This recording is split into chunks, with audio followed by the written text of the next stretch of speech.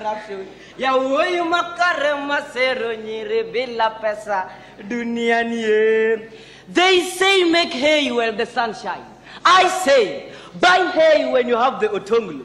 My name is Sylvester Ogwangfumbe, the only man with an English name from Nyampoi County Regional Diaspora. I do not like to brag. Neither will I brag. But I also don't think it is a crime to tell you that I'm a proud owner of all the prices you see in this town. Mr. Price, Mark Price, Enterprise, Car Price, and for the sake of women representatives, I am soon building Mrs. Price. What do I say? I am a well-traveled man. Just the other day, Sepp Blatter himself had please called me, flashed me, M-Pesa'd me, tweeted me. Do you know why? He was simply begging me to go and sit next to him. What do I say? I know that most of you have now started thinking that my life has been a bed of roses all through. But no! Mr. President, help me as you find the true story of this young man, Sylvester Ogwangfumbe, Otongolo Time. Enyi madugu, sikizeni leo, niwaambieni habari ya Otongolo. Enyi madugu, sikizeni leo, niwaambieni habari ya Otongolo. Mambo ya Otongolo inatesa sana huyu kijana Ogwangfumbe. Enyi madugu, sikizeni leo, niwaambieni habari ya Otongolo. I graduated with a diploma in business administration from Nyampoi Village Polytechnic University College. Our college principal who double up as Dean of Students, Vice Chancellor, Matron, and also the official bus driver, always insisted to us that it will be totally disappointing for someone to go through Nyampoi Kindergarten, Nyampoi Primary School, Nyampoi CDF Secondary School, Nyampoi Village Polytechnic University College, and end up working in Nyampoi Center. He always insisted to us that for you to show that you had gone through an institution of higher learning is to graduate, travel to Borekapwana, Nairobi, to make Otongolo. And so after my graduation, I had no option but to travel to Nairobi to make Otongolo. Ogwangfumbe onyango magunga kora uoke gwangwa. Koi Nairobi achope ni monda yudi Otongolo. Agunga kikosimiti ni monda yudi Otongolo. Tukendani yo myengo ni monda yudi Otongolo. Awachiti yo kikoyo ni monda yudi Otongolo. Yongwareti yo ngubu ni monda yudi Otongolo. Kunyiwa wako usiku ni monda yudi Otongolo. Magungati yo ngubu ni monda yudi Otongolo. The Swahilians once said, ukipanda pantosha, utashuka ambassador. I alighted that the ambassador walked all the way to railways, took matatu number 9 Octopizo Ivo. Where does number 9 Octopizo go to? Analog, you don't know. No, Karen. I had expected life in Nairobi to be smooth all the way. Ghafla bin vu sambusa nilipofika Lower Karen, alhamdulillah. Problems started following me like madimoni. Problem number 1, language. I had lived in Nyampoi speaking one language and one language only, Luotino. This is the language being spoken by my cousin Obama Wada Lego at White House.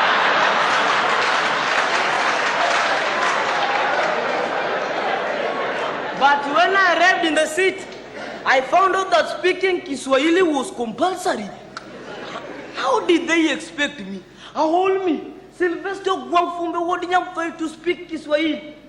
Of course I knew Kiswahili. The only Kiswahili word I could comfortably speak was Maharaba. This was because our head teacher used to stand before us each and every morning at the assembly, adjust his old shirt while looking at us at a perpendicular angle with a hot smile. Then greet, Maharaba wanafunzi. Mayo yawa jamaneni. Even Maharaba wewe pia will not be the best response for such a question. Problem number 2, sanitation. The wadu wa Lower Karen had many one toilet. All one needed to do was to pay 10 shillings for long calls, 5 shillings for short calls, and 2 shillings for SMS, short, medium, short calls. In case one did not have Otongolo to make the calls, you will use the readily available Okwajahazi BTFT, Black Polythene Flying Toilet. Problem number 3, insecurity. It was only Lower Kare, where one will wash his own clothes, hang them outside, go inside the house, sneak through the back door, steal the neighbor's clothes, only to realize that he has just stolen his own clothes.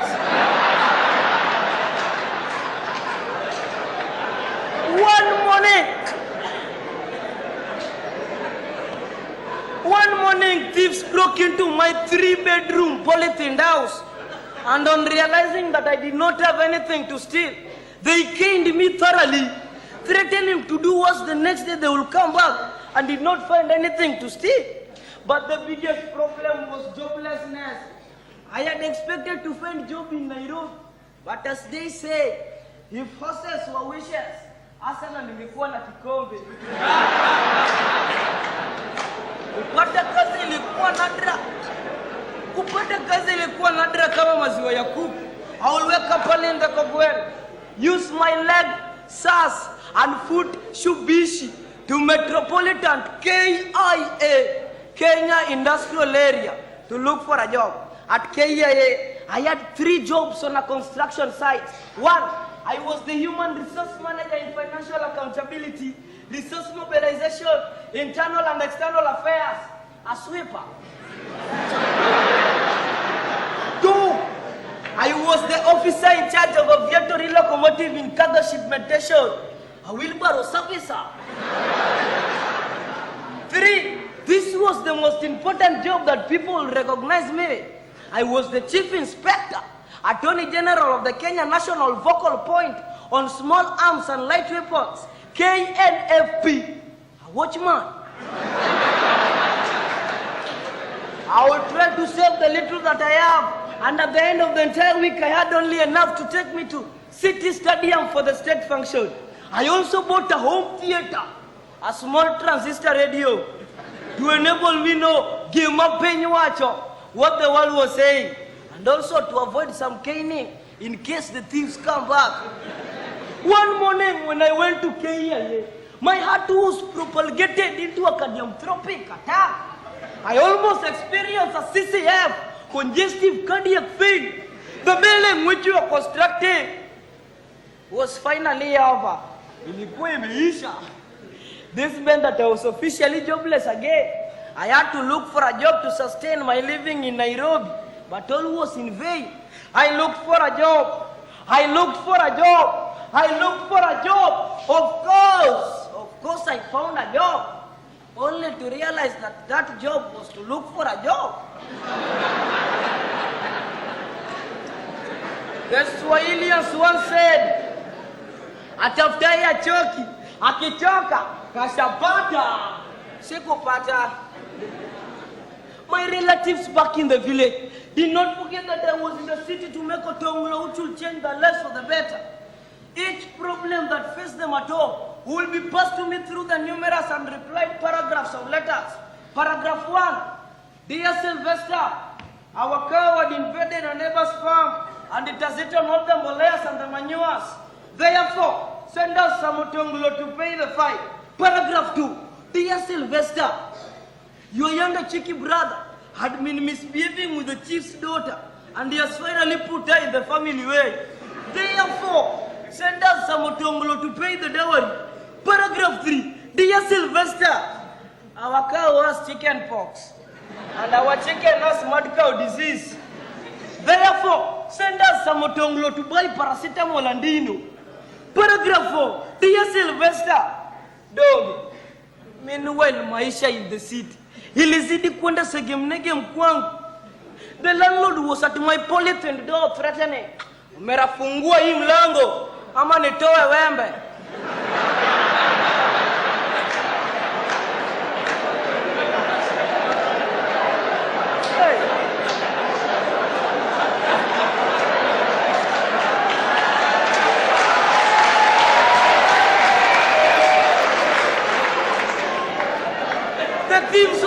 issued a warning threat that I should buy 2 new batteries for my home theater before they could come back and steal it. Of course, they caned me again. To make it worse, my neighbor's wife put my 3-bedroom polythene house on fire as a result of post-marital violence with her husband.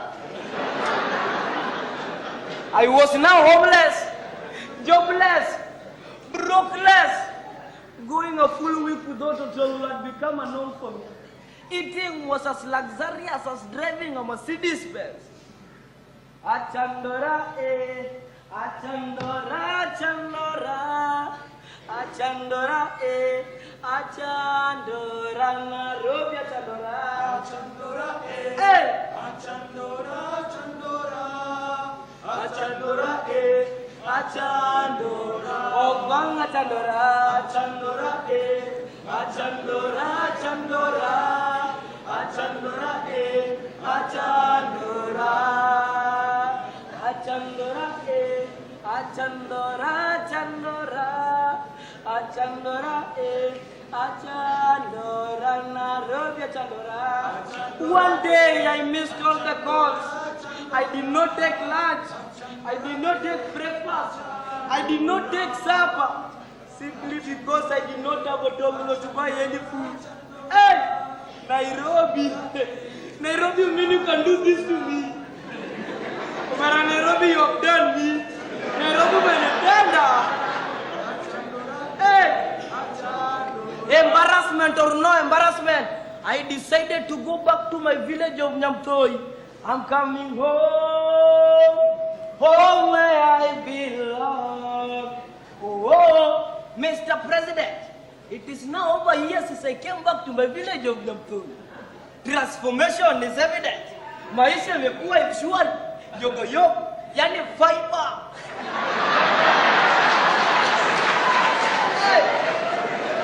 Thanks to the loan I received from the government, my name has just been admitted in the Forbes magazine for being the first Kenyan to land Bill Gates himself some loose change. But do I say, I have now officially become Amicus Otongolo I, yani a friend to Otongolo. I now do my shoppings in various parts of the world, depending on what I want to buy, the weather condition, and why I want to buy them. For example, this Agbada Nigerian attire that I'm now attiring myself in.